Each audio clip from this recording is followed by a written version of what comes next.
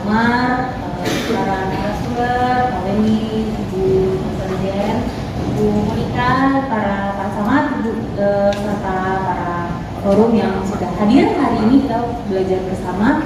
Sebelumnya biar nggak ngantuk, kalau saya bilang Jakarta Selatan, tolong angkat tangannya sambil bilang gempar bersinar gitu ya.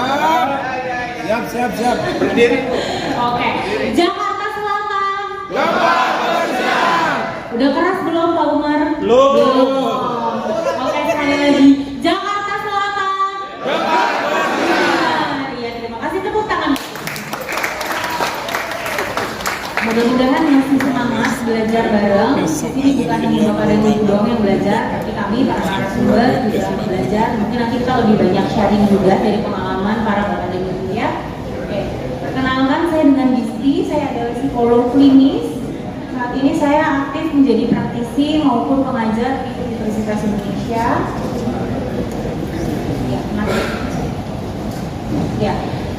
Kita hari ini akan berbicara mengenai peran masyarakat dalam mengatasi konflik sosial. Mungkin tadi lebih kurangnya sudah dijelaskan banyak juga oleh Pak Wendy. Jadi kita refreshment aja dan mungkin lebih membahas teknisnya di sesi kali ini.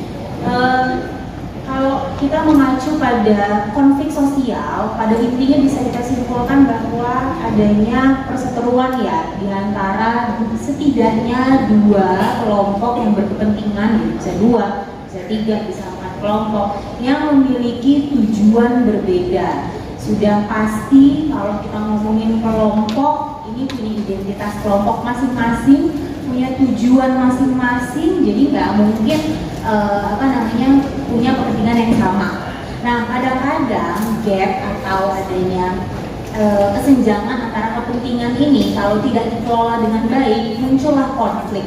Tadi juga sudah disampaikan oleh Pak Wakil Wali Kota ya, konflik itu bukan hanya terjadi di setting sosial doang. Kita itu juga bisa loh punya konflik dengan orang terdekat kita, karena setiap individu itu adalah punya kepentingan masing-masing. Kita sama saudara sekalipun, sama orang tua maupun pasangan, walaupun tinggal dalam satu rumah, pasti punya kepribadian yang berbeda, punya tujuan, preferensi, hal yang disukai, hal yang tidak disukai yang berbeda. Nah, di konflik sosial ini yang membedakan dengan konflik individu adalah adanya keterlibatan kelompok serta berdampak luas pada pembangunan maupun stabilitas nasional. Perlu digarisbawahi Bapak dan Ibu, kalau kita ngomongin stabilitas nasional itu nggak usah nunggu sampai perang dan perpecahan besar dulu baru kita bisa bilang konflik sosial.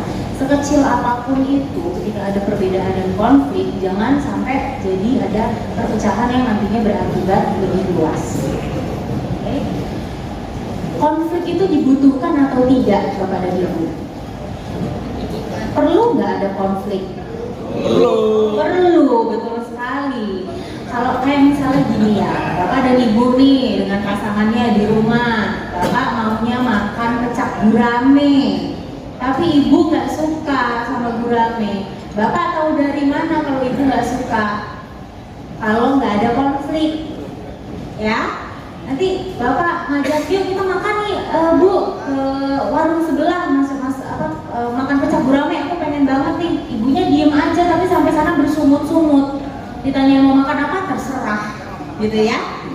Kalau tidak dikomunikasikan dengan baik, konfliknya tidak hadir, ya jadinya nggak tahu masalahnya apa, nggak tahu apa yang harus diperbaiki. Tapi di sisi lain, kalau konfliknya ini tidak diresolusi dengan baik, antara jadinya didiamkan saja seperti si ibu yang tidak ngomong, atau justru ibunya terlalu agresif. Bapak sih, siapa juga yang suka pecak gurame, bapaknya dimaki-maki, ngajak berantem di restoran, ya jadinya akan menyebabkan kerugian yang besar gitu ya.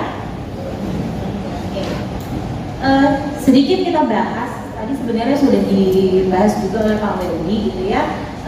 Konflik sosial ini bisa terjadi sebenarnya ada dua hal utamanya, yaitu adanya perbedaan tujuan maupun identitas dan konformitas sosial.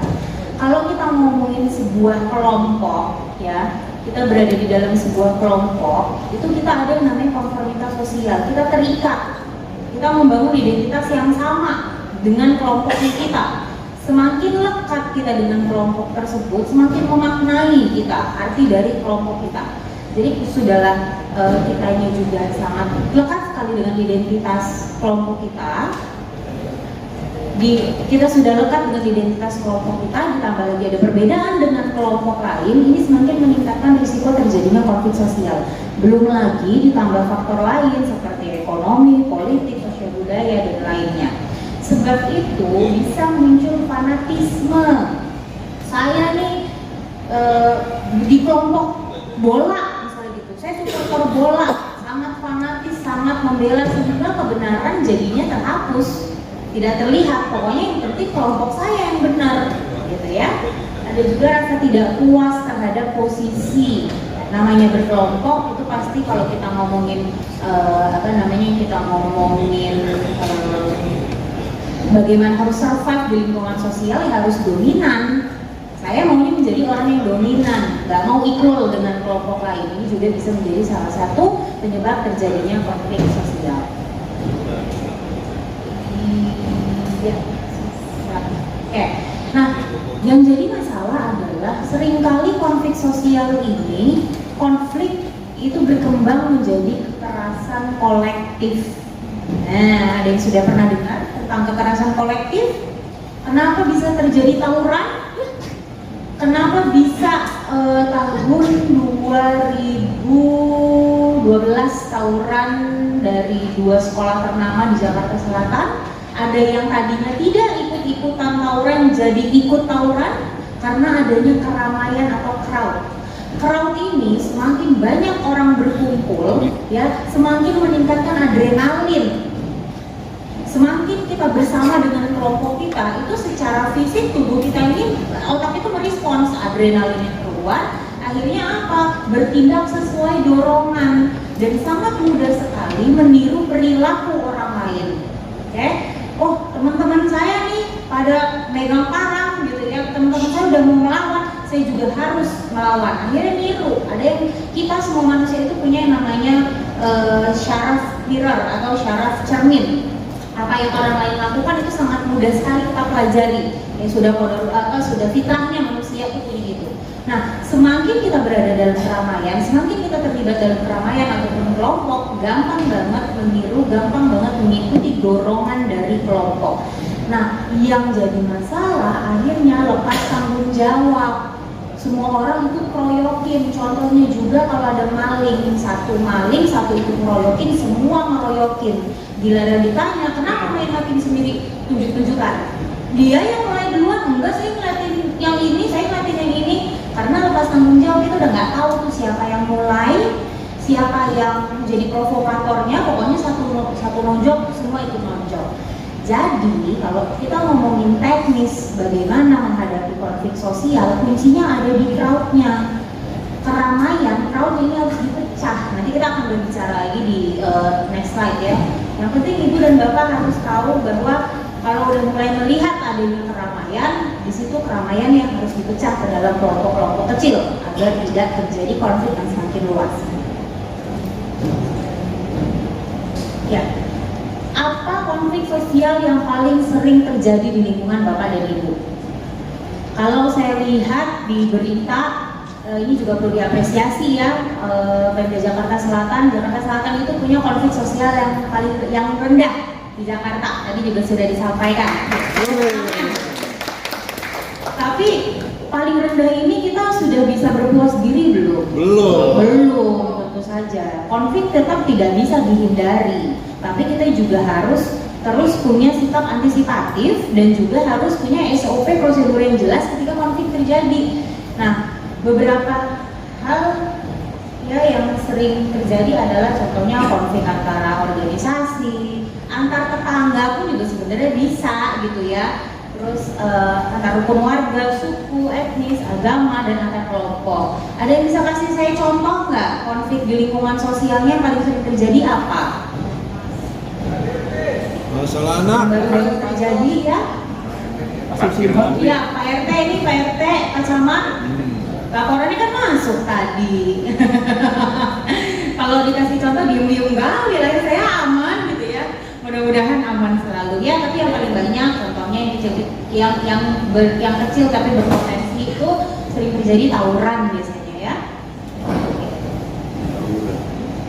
Ya, nah tadi juga sudah disinggung bahwa penanganan konflik sosial itu bukan hanya tanggung jawab pemerintah, dan ini sudah dituliskan dalam peraturan pemerintah ya Pak ya, mohon saya dibenarkan itu ya. Kenapa? Kira-kira bukan hanya tanggung jawab pemerintah. Bapak dan Ibu sebagai warga, sebagai masyarakat itu adalah P3-nya. Pemerintah punya regulasi, pemerintah punya aturan, tapi kalau ada konflik emangnya pemerintah bisa cepat datang dalam 1-2 menit, bisa menyelesaikan dalam 1-2 hari, butuh proses tentunya. Nah, dalam manajemen, dalam kalau ibaratnya ya, kalau kita punya luka sebelum dibawa ke dokter dulu, dokter ini adalah pemerintahnya, kan Bapak dan Ibu bisa kasih isolasi, kasih hansaplas, kasih betadine. Inilah peran dari warga. Ya, tadi saya juga sempat diskusi pagi hari dengan tim dari Kesbangpol. Saya setuju dengan anggapan beliau. Pemerintah itu ada masa pensiunnya ya Pak. Kita ini nggak selamanya selalu di sini Bapak dan Ibu, tapi Bapak dan Ibu akan selalu berada di wilayah di mana Bapak Ibu tinggal. Jadi mau nggak mau Bapak dan Ibu nggak bisa luput perannya dari mengatasi konflik sosial. Justru kami para pemerintah ini yang bergantung ya Pak ya dengan masyarakat. Nah, ada 3 peran ya dalam PP nomor 2 ini juga sudah dituliskan. 3 peran masyarakat itu ada di pencegahan atau sebelum konfliknya terjadi, pada saat konflik yaitu masa penanganannya, juga di pemulihan atau pasca konflik. Jadi Bapak dan Ibu ini perannya sangat dituntut ke dalam 3 tahap ini. Walaupun kalau bisa kita lihat dalam segitiga ini, peran yang paling banyak itu di pencegahan. Nah, kita akan pretelin nih satu-satu nih. Apa sih yang bisa dilakukan untuk mencegah konflik? Nanti kita akan bahas. Dan tadi juga sudah dijelaskan, masyarakat ini dapat memberikan bantuan berupa pembiayaan, bantuan teknis, penyedia kebutuhan dasar, pikiran maupun tenaga. Prakonflik yang paling penting adalah mulai dari diri sendiri. Kalau kita ngomongin ilmu sosiologi gitu ya, kita nggak bisa hanya melihat konteks sosial secara luas saja. Diri Bapak dan Ibu itu termasuk ke dalam sistem sosial. Mau nggak mau untuk mencegah konflik, kita juga harus bisa memiliki regulasi diri yang baik. Kita harus jadi contoh minimal buat anak-anak kita di rumah. Kalau berantem sama pasangannya atau sama anaknya berbeda pendapat, biasanya kayak gimana penanganan konfliknya di rumah? Anaknya pulang malam, di rumah ada jam malam, anaknya nongkrong nggak pulang-pulang. Kalau anaknya kayak gitu, Bapak dan Ibu biasanya gimana? Ngamuk. Mana yang duluan yang mulai? Mulut duluan yang mulai? Atau yang lain? Masih zaman nggak ikat pinggang? Zaman saya masih zaman tuh ikat pinggang. Nah, tapi kalau menyelesaikan konflik yang masih pakai mulut, masih pakai tangan, nah ini berarti harus ditanda tanya juga nih pengasuhannya seperti apa. Ingat, Bapak dan Ibu adalah contoh buat generasi berikutnya. Anak dan lingkungan sekitar kita ya, termasuk pasangan kita maupun mungkin tetangga kita. Tadi yang saya bilang, sangat mudah meniru lingkungannya. Kita ini tumbuh bukan hanya dari Tuhan menciptakan kita seperti ini aja, tapi kita juga tumbuh dengan mempelajari lingkungan sekitar kita. Kalau Bapak dan Ibu masih marahnya pakai mukul, masih marahnya pakai ngomel, kebayang nggak nanti anaknya kalau lagi ada masalah sama teman-temannya, teman-teman komplek perumahan, jadinya apa? Tawuran. Kalau ditanya kenapa kamu mukul, ya saya nggak tahu lagi cara menyelesaikan konflik selain mukul. Di rumah saya diajarinnya mukul. Di rumah saya diajarinnya kalau ada yang nggak memuaskan buat saya lempar, saya pukul gitu ya. Otomatis apa yang bisa dilakukan untuk mencegah konflik yang mulai dulu dari diri sendiri sama keluarga, itu adalah satu hal yang paling penting dan paling Bapak dan Ibu bisa lakukan. Kita nggak bisa mengatur orang lain, kita cuma bisa kasih, nih obatnya ya, kamu minum, nggak terserah. Kita nggak bisa. memaksa orang untuk minum obatnya atau kita perbaiki gitu ya, tapi kita minimal bisa memperbaiki diri kita sendiri. Oke, perbaiki pola asuh itu juga termasuk salah satu yang bisa juga lakukan, dan jalinan komunikasi sehat antar tetangga. Ini baru saja terjadi di rumah orang tua saya. Kemarin pas saya di sana ada masalah antara dua tetangga gitu ya, karena tetangga depan rumahnya itu kalau nyiram air tumbuhan di rumahnya tuh war-war banget gitu, jadi terganggu lah tetangga depan rumahnya ini. Tapi ngomongnya langsung sangat tidak efektif dan sangat tidak menyenangkan hati. Nah, jadi jalinan komunikasi yang baik dari diri ibu dan bapak ke tetangga dan segala macam itu juga harus diperhatikan agar tidak memicu adanya pertikaian. Oke, buat gugus tugas, sudah ada belum gugus tugasnya? Kalau terjadi konflik, kalau terjadi tawuran di sekitar rumah saya atau di wilayah saya, sudah ada belum? Koordinatornya siapa? PJ-nya siapa? Ada yang sudah ada pembuatan gugus tugas? Ada yang sudah ada koordinatornya siapa kalau konflik atau tawuran terjadi? Sudah ada belum daerah yang punya gugus tugas? Sudah ya. Nah, fungsikan gugus tugas ini. Buat pertemuan yang rutin, lakukan pemetaan wilayah, mana aja wilayah-wilayah yang rawan konflik. Tadi seperti yang sudah dibilang, nggak hanya dari warga kita, kadang-kadang warga luar tuh nebeng area kita, tapi kan kita bisa tahu siapa aja orang yang sering terlibat konflik, daerah mana aja yang sering terlibat konflik. Kalau daerah yang ini ditutup aksesnya, dia kabur ke daerah mana, bapak dan ibu yang paling tahu.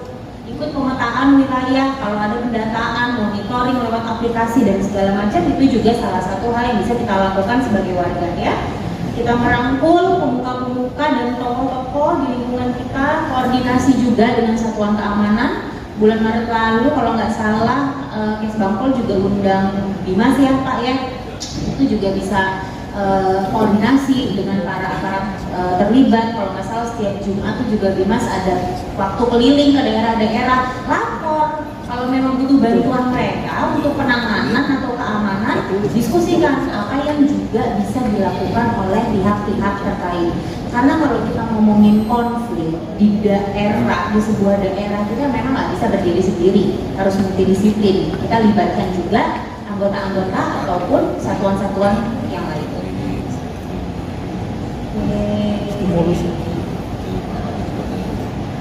Nah, penanganan konflik ini sifatnya tailor made Bapak dan Ibu. Jadi kayak kita ngejahit baju ukuran saya, baju ukuran Pak Wendy, baju ukuran Ibu Dokter itu beda-beda ukurannya ya. Jadi harus disesuaikan dengan bagaimana lingkungan dan daerah Bapak dan Ibu. Makanya untuk penanganan konflik itu biasanya diserahkan kembali ke pemerintah daerah, karena masing-masing daerah itu punya latar belakang budaya, punya kelompok, punya identitas yang berbeda-beda. Nah, bagaimana prosedur penanganan konflik di daerah Bapak dan Ibu? Ini harus ada SOP-nya. Kalau belum ada SOP-nya, buat bareng-bareng.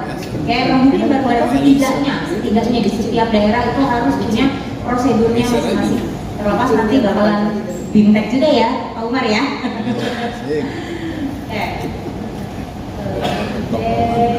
Ini ada salah satu contoh alur penanganan konflik daerah ya yang bisa dijadikan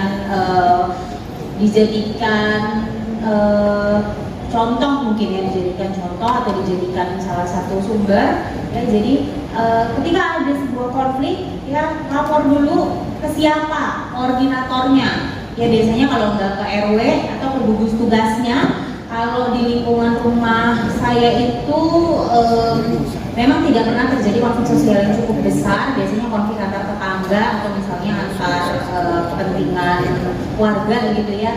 Biasanya yang menangani PKDRT itu juga bisa yang kalau ada konflik bisa melapor ke mereka gitu. Nah, harus dicari gugus tugas atau koordinator siapa. Lalu peninjauan lokasi konflik, kalau masih bisa ditangani dan terjadi resolusi konflik, bagus. Misalnya tadi ya keributan antar tetangga atau misalnya keributan di rumah ibadah yang bisa diselesaikan, contohnya seperti itu. Kalau memang harus ada koordinasi dengan satuan keamanan atau dengan pihak lain, maka maka lakukan koordinasi, lalu kita lakukan penanganan, tindak lanjut, resolusi, dan monitoring. Oke. Penanganan awal, apa yang harus dilakukan? Peleraian, seperti yang tadi sudah saya jelaskan, kuncinya kalau menangani konflik sosial itu adalah crowd-nya dipecah. Kalau ada tawuran, Bapak dan Ibu berapa orang yang terjun, itu lerai dan pecah langsung. Udah disiapin rumah-rumah atau spot-spotnya di mana kalau ada konflik berapa orang dibawa ke berapa titik. Misalnya ada 3 titik, bawa sekian orang ke titik pertama, sekian orang ke titik kedua, sekian orang ke titik ketiga. Makanya memang harus punya gugus tugasnya. Kalau nggak tahu siapa saja yang bisa dihubungi, ini nggak akan terjadi, ya. Jadi satu dilerai, pecah kelompok menjadi beberapa bagian kecil, lalu evakuasi kalau ada korban kena timbuk, batu dan segala macam, itu juga harus tahu bawanya ke rumahnya siapa, ke daerah mana, mana yang punya kotak P3K, gitu ya, itu sudah harus ada datanya, oke? Penyelamatan individu rentan, wanita, anak, individu berkebutuhan khusus, dan lansia itu harus diperhatikan lebih dulu, ada nggak di seputar daerah terjadinya konflik tersebut. Kalau ada, mereka dulu yang diprioritaskan. Dan pertolongan psikologis serta medis dini, nanti kita juga akan memberikan, kita akan berdiskusi mengenai apa sih yang bisa dilakukan. Lalu tindak lanjut setelah konfliknya, setelah dilerai gitu ya, kan kita tahu nih kelompok mana yang bertengkar, kelompok A dengan kelompok B. Kita lakukan mapping, stakeholder mapping, siapa pimpinan atau siapa pentolannya di kelompok A atau kelompok B. Contohnya tawuran deh, tawuran pemuda-pemuda ini, kita kan biasanya tahu ya, ini yang keroknya siapa aja, pentolannya siapa aja. Lakukan pendekatan ke para pimpinan-pimpinan kelompok tersebut dengan teknik komunikasi yang nanti di akhir kita coba bahas bareng, atau nanti mungkin dari Dr. Jen juga bahas tentang teknik komunikasi ya. Ya, nanti akan dibahas juga bagaimana cara berkomunikasinya. Lakukan pendekatan. Nah, kita juga bisa nggak hanya lakukan pendekatan dengan si kepala-kepalanya ini, tapi dengan orang terdekatnya, lewat istrinya, lewat anaknya, lewat orang tuanya. Karena kalau kita ngomong langsung sama orang terkait, belum tentu langsung masuk. Kita gunakan orang terdekatnya yang bisa menyentuh mungkin hatinya, yang bisa lebih didengarkan, seperti itu. Contoh ya, saya berikan salah satu contoh, ini konfliknya terjadi antara warga dan pekerja sebuah perusahaan, waktu itu di Kalimantan, terjadi bentrokan.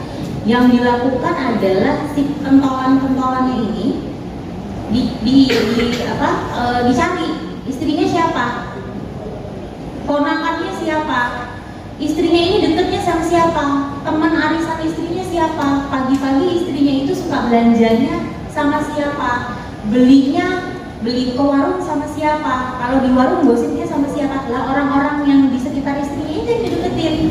Bu, titip bilang ya sama Bu X sama Bu Monik itu tuh begini loh Bu, kronologinya tuh seperti ini, masalahnya tuh seperti ini, sebenarnya tuh perusahaan nggak begini dan segala macam.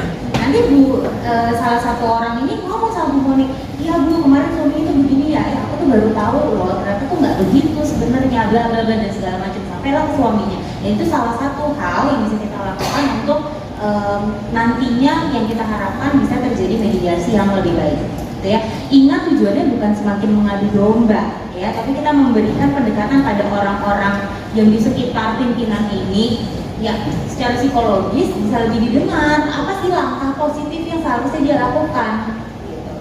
Oke. Lalu mediasi dan negosiasi, kita sebagai warga itu sifatnya netral, peran kita netral ya. Kita sangat penting sekali untuk bertindak netral, karena ketika kita, ini memang harus hati-hati ya, nanti mungkin ada tekniknya yang bisa disampaikan. Kalau kita sudah mulai terlihat condong ke salah satu pihak aja, mediasinya jadinya lebih sulit untuk dilakukan. Oke? Kita berikan informasi tentang latar belakang kelompok, mungkin dengan pekerja terkait atau misalnya dengan anggota dari pemerintahan. Ini loh, kelompok yang ini tuh sebenarnya niatnya seperti ini, sejarah historinya seperti ini. Nggak terima karena kelompok B seperti ini awal masalahnya, misalnya seperti itu ya. Lalu membantu rancangan regulasi dan kita libatkan tokoh. Tindak lanjut ini juga ingat bahwa yang namanya penanganan, terutama setelah konflik terjadi, itu ada penanganan medis dan penanganan sosial, termasuk juga penanganan psikologis.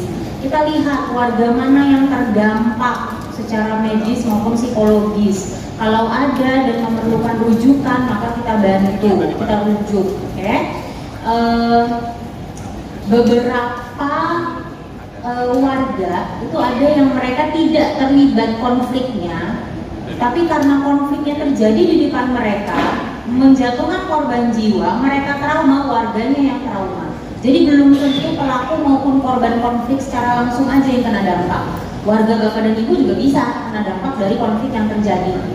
Anaknya tawuran, anaknya kena bacok, ibunya bisa shock, ibunya bisa mengalami gangguan mental. Nah, bapak dan ibu juga memiliki peran untuk melihat mana aja yang terdampak, warga saya mana yang terdampak dari konflik, perlu dirujuk mana, gitu ya. Lalu ada juga yang bisa kita lakukan pelayanan publik, tapi ini kalau konflik yang sangat besar terjadi, biasanya sampai ada sarana prasarana yang rusak, harus sampai menyediakan tenda ataupun dapur darurat, itu juga bisa berperan untuk memberikan tenaga ataupun pikiran untuk kita tunjang di pelayanan publik.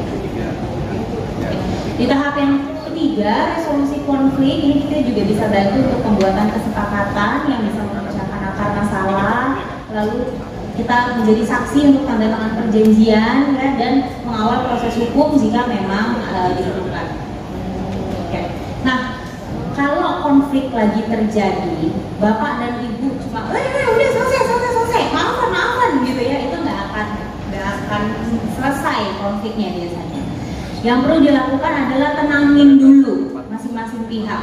Ini saya berikan salah satu proses singkat dari kerja otak manusia ya. Ini anggap aja ini otak manusia di sebelah sini, oke?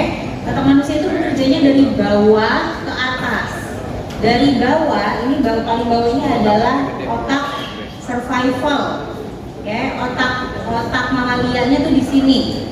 Kalau ada bahaya, ada konflik terjadi, kelompok saya diserang, nih otak ini nih, otak survivalnya, saya harus serang balik. Oke. Lalu masuk kedua nih, otak emosi. Ini saya emosi banget nih, kelompok saya diginiin, saya nggak terima, antara lawan atau kabur. Saya lawan, karena teman-teman saya juga melawan. Yang paling atas itu otak berpikir rasional. Yang jadi masalah secara saintifik ya, kerja otak itu kalau dia sudah otak emosinya terlalu aktif, otak survival dan otak emosi terlalu aktif, nggak nyampe informasinya ke otak berpikirnya, nggak bisa dia berpikir, ini tuh bisa loh diselesaikan dengan damai, nggak perlu saya teriak-teriak. Ini tuh kalau misalnya saya berbeda pendapat ya dengan kelompok tertentu, nggak perlu saya tuh sampai maki-maki tuh nggak perlu, nggak nyampe masalahnya ke otak berpikirnya, apalagi kalau sudah ada provokasi. Semakin diprovokasi, si otak emosi ini makin nyala, dia makin tung. Kelompok kamu terancam, kelompok yang lain tuh menyebalkan sekali, perlu dilawan dan segala macam. Yang bisa dilakukan oleh bapak dan ibu adalah menurunkan aktivitas di otak emosinya. Bapak ibu oke, mulai dulu, kamu masuk ke ruangan sebelah, kita ngomong dulu dengan kepala dingin, jangan dihantepin sama musuhnya. Oke, nah ini kita akan ngomongin strategi diskusinya ya. Kita harus konsentrasi penuh, kita liatin tuh, ini masih menggebu-gebu banget. Kalau masih menggebu-gebu banget, nggak mungkin diajak diskusi. Ibu, bapak, tenang dulu. Kita nggak akan mulai ngomong kalau ibu belum bisa tenang. Kasih air, kopi, apapun, gitu ya. Namanya kalau orang lagi panas banget tuh, kita bantu dia untuk atur nafas. Kita kasih sesuatu yang menyegarkan, mungkin minuman, gitu ya. Kita tawarkan minuman. Pak, Bu, yuk nafasnya diatur. Atau kalau ada pendekatan agama tertentu, bapak istighfar atau bapak ingat. Kalau lagi emosi, Tuhan ajarin apa dan segala macam. Sudah dia tenang, kita lihat lagi tuh badan udah siap atau belum. Dari mana kelihatannya? Duduknya udah mulai bisa nyender, gitu ya. Tangannya mungkin yang tadinya dikepal, dia udah melepas. Yang tadinya ngomongin cepet banget, kurang ajar tuh Pak, masa saya bla bla bla segala macam, dia sudah mulai bisa tenang. Iya tadi saya soalnya dipukul duluan sih? Terus saya tuh tadi nggak boleh nongkrong, saya dilempar. Dia udah lebih tenang ngomongnya, baru di situ bapak dan ibu bisa masuk. Masuknya jangan langsung ya, tapi kan bapak salah, tetap aja kalau dipukul jangan pukul balik, jangan menghakimi, jangan menyudutkan. Yang bisa kita lakukan adalah memvalidasi emosinya. Saya paham Pak, ya nih, refleksikan perasaannya. Saya paham Pak, dikatain sama dia semena-mena itu pasti bikin bapak kesel. Nah, nanti kan dia akan, iya Pak, jadinya kan saya kesel gitu ya. Nah, disitulah akan terjalin diskusi yang baik. Tapi kalau dari awal kita bilang ya lagian bapak sih makin kompor-komporin, nah ini diskusinya udah pasti kita nggak akan bisa menetralkan mereka. Ya, kita refleksikan perasaannya. Iya, ngerti kok, lo nggak boleh nongkrong kan sama dia. Ya, gue juga jadi lo juga pasti kesel karena nggak boleh nongkrong di sini. Siapa yang nggak kesel dilarang-larang? Oke, tapi tenang dulu ya. Kita balikin lagi dia untuk tenang. Paham kok. Jadi posisikan diri kita sebagai orang yang bisa memahami. Terlepas dari kita juga kesel, lu juga sih dia ngeloknya gitu ya. Tahan dulu ya. Oke. Lalu kita mulai ajak berpikir logis. Kalau dia sudah lebih tenang, kita udah validasi, kita akui emosinya, dia udah cerita banyak sama kita kronologinya dan segala macam, baru kita bilang, saya paham kok, kesel pasti bapak karena dia semena-mena. Tapi Pak, tadi bapak melempar kertas sama melempar air sama dia, menurut bapak itu tindakan yang tepat nggak? Oh ya tepat, namanya dia kurang ajar gitu ya. Iya, saya paham dia kurang ajar. Tapi jadinya ketika kita melempar air, bapak terlihat tidak baik jadinya, misalnya seperti itu. So, coba sekarang kita lihat siapa yang jadinya dirugikan, kelompok bapak jadinya karena menyerang gitu. Kita bangkitkan kemampuan dia untuk berpikir logisnya. Coba kalau misalnya tadi bapak tetap tenang, bapak bisa loh memenangkan argumentasinya misalnya seperti itu ya. Nah, baru kita ajak dia untuk berpikir logis. Lalu kita ulangi kata-katanya, oh iya, oke, saya paham tadi bapak bercerita kronologinya seperti ini membuat bapak jadi seperti ini. Lalu sekarang maunya seperti apa? Ya, pertanyaan terbuka, jangan ditutup. Bapak pasti kesel kan? Bapak pasti habis ini mau ribut lagi kan? Nah, jangan, kita buka pertanyaan terbuka. Bapak mau apa habis ini? Mau resolusi konflik mana yang bapak upayakan? Gitu. Apa yang bapak mau dari kelompok mereka? Kita pun juga tidak menjanjikan sama mereka. Oke, nanti saya akan pastikan deh, enggak. Oke, saya akan komunikasikan dengan Pak RW, dengan Pak Camat, dengan Pak Lurah. Nanti kalau sudah ada pembicaraan, kita ngobrol lagi ya. Ingat bapak dan ibu itu sebagai P3K-nya, nempelin Hansaplasnya. Yang penting dia tenang dulu. Kalau dia tenang, nanti selanjutnya proses selanjutnya ini dilakukan oleh berbagai pihak, baik oleh masyarakat maupun gugus tugas yang bertugas. Nah, untuk pasca konflik yang bisa kita lakukan sebagai masyarakat, satu, upaya rekonsiliasi ya, bagaimana menyatukan mereka, apa saja kegiatan kolaboratif yang bisa dilakukan. Kayak tadi yang saya contohkan di Kalimantan itu ya, akhirnya para warga ini diberikan fasilitas untuk melakukan kegiatan bersama.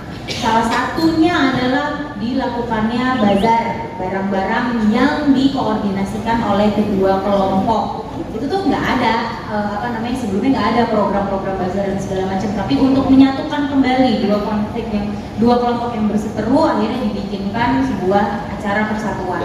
Oke? Rekonstruksi kalau misalnya memang ada yang perlu diperbaiki baik dari sarana maupun prasarana, lalu rehabilitasi ini kita sambungkan ke akses kesehatan, pendidikan ataupun penyediaan kegiatan untuk korban maupun dua kelompok yang berkonflik, dan monitoring. Monitoring ini bukan hanya laporan saja, tapi juga sweeping ke daerah-daerah yang rawan konflik dan pertemuan serta evaluasi rutin dari pihak terkait. Jadi dari warganya ada rembuk warga bersama dengan RT, bersama dengan RW, nanti lapor ke kelurahan dan gugus tugas terkait. Oke. Ini ada sebuah kutipan ya yang saya senang banget, bahwa kedamaian itu tuh bukan berarti konfliknya nol, karena konflik itu yang tadi sudah kita bahas diperlukan kok, asalkan kita bisa mengelola konfliknya dengan cara yang sehat ya. Jadi kedamaian itu sebenarnya adalah bukannya tanpa konflik, bukannya kita adem-adem aja, tapi bagaimana kita bisa mengelola konfliknya dengan cara yang baik. Oke, baik Bapak dan Ibu, sekian dari saya. Terima kasih banyak atas perhatiannya. Saya